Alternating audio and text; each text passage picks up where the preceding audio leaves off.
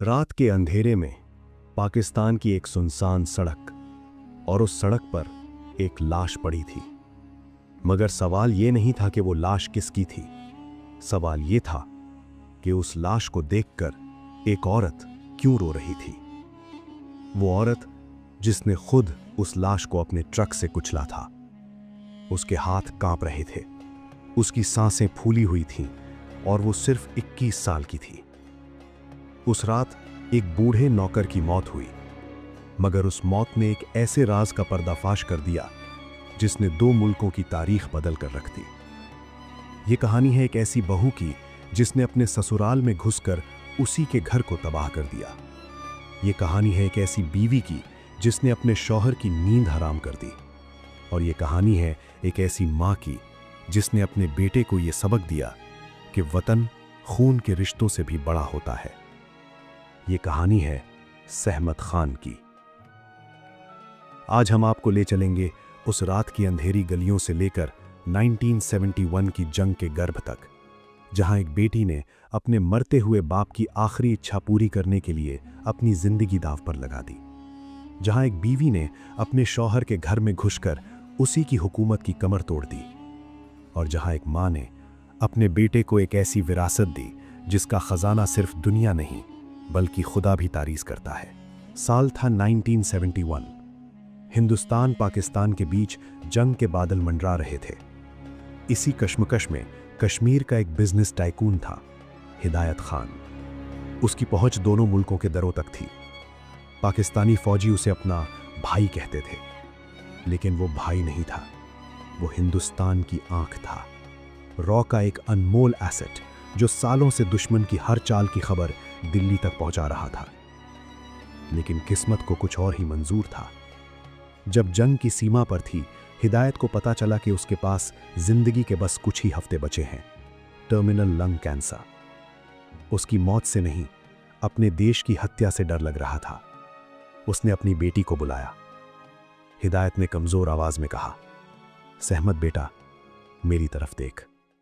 मेरा वक्त खत्म होने वाला है, लेकिन देश का वक्त अभी आया है। मुझे तेरी जरूरत है। सहमत रोते हुए बोली, अब्बू, आप ठीक हो जाएंगे, मैं कुछ भी करूंगी। हिदायत ने कहा, मुझे पता है बेटा, इसीलिए मैं ये कह रहा हूं। मेरे दोस्त ब्रिगेडियर सईद ने अपने बेटे कैप्टन इकबाल के लिए तेरा हाथ मांगा है। इकबाल पाकिस्तानी आर्मी में है। अगर तू उससे शादी कर लेती है, तू सीधा दुश्मन के घर में घुस जाएगी। वहां से तू वो सब देख सकती है जो मैं नहीं देख पाया। वो बता सकती है जो हमारी फौज को बचाने के लिए जरूरी है।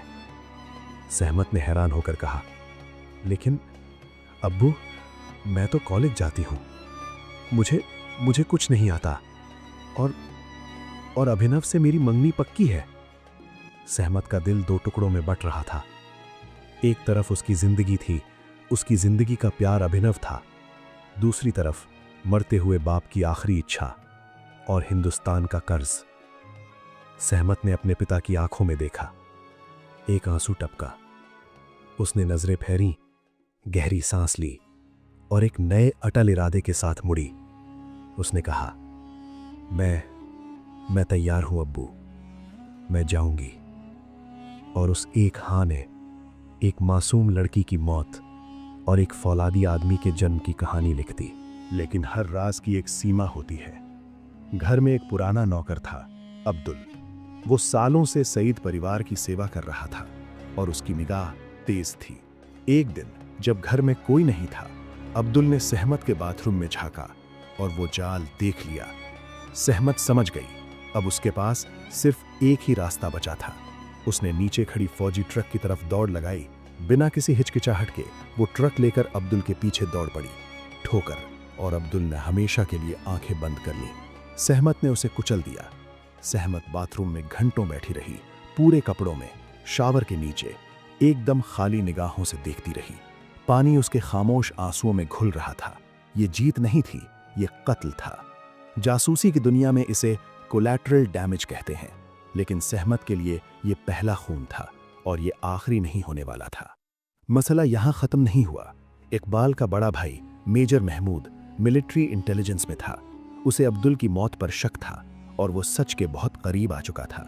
सहमत के पास अब कोई ऑप्शन नहीं बचा था। एक दिन जब महमूद अकेले थे, सहमत ने उनकी चाय में एक ऐसा जहर मिला दिया जो हार्ट अटैक जैसा इफेक्ट दिखाता था। किसी को शक न हो, महमूद ने चाय पी और चाय के साथ उसकी सांसें भी रुक गईं। सहमत वहीं खड़ी देख रही थी, एक और खून, और उसके पेट में, उसकी अपनी कोख में इकबाल का बच्चा पल रहा था।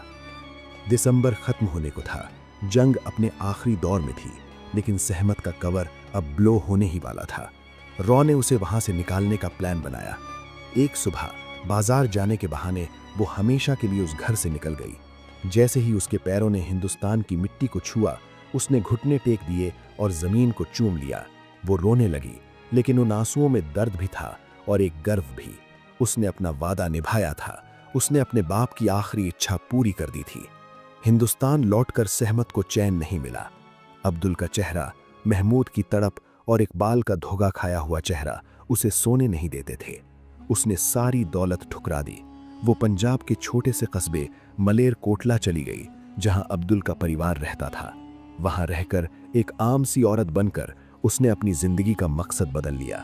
उसके पास अब एक बेटा था, इकबाल का बेटा, जिसका नाम उसने रखा समर। समर बड़ा हुआ, उसे पता था उसकी मां का राज। उस राज ने उसे तोड़ा नहीं, बनाया। समर ने इंडियन आर्मी ज्वाइन की, कारगिल जंग तक सर्व किया। 1999 में कारगिल के मैदान में राइटर हरिंदर सिक्का की मुलाकात समर से हुई और तब सहमत की कहानी दुनिया के सामने आने लगी। जब सिक्का सहमत से मिलने की कोशिश कर रहे थे तो उन्होंने सिर्फ एक रिक्वेस्ट की, मेरा नाम मत लिखिए, मेरी पहचान मत बताइए, मुझे नहीं चाहिए कि मेरे परिवार पर कोई खतरा आए। अगले कुछ हफ्ते सहमत का जन्म फिर से हुआ।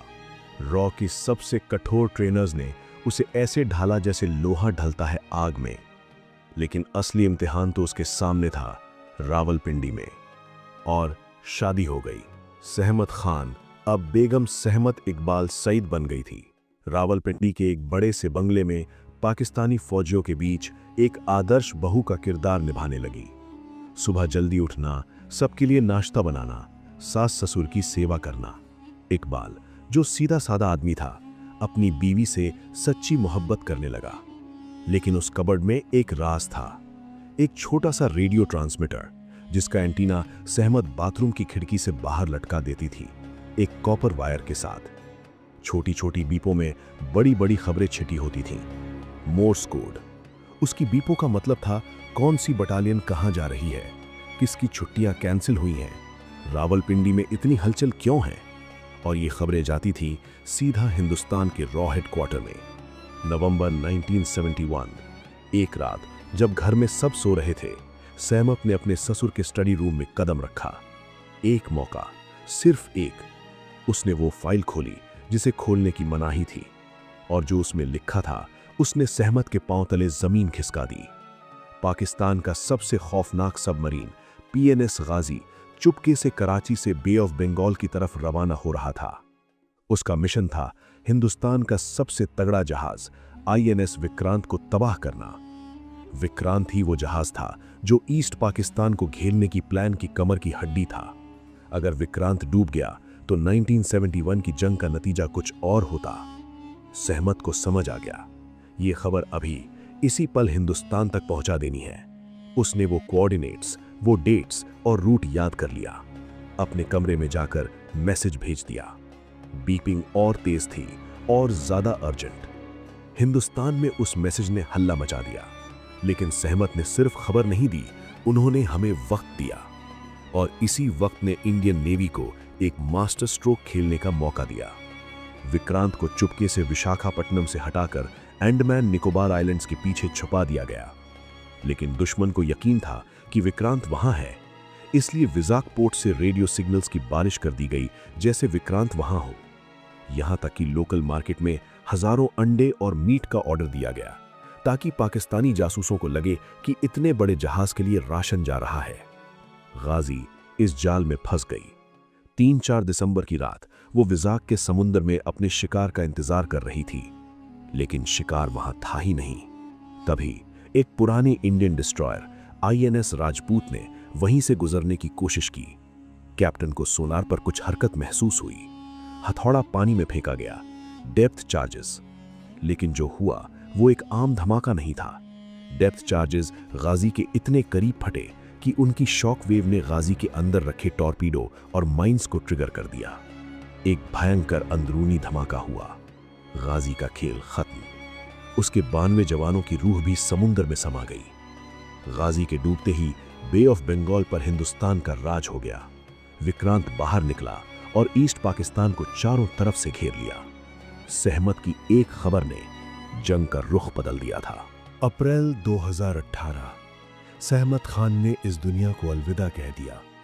उन्होंने कभी कोई अवार्ड नहीं लिया, कभी कोई इंटरव्यू नहीं दिया, कभी कैमरे के सामने ये नहीं कहा कि देखो मैंने आईएनएस विक्रांत को बचाया था।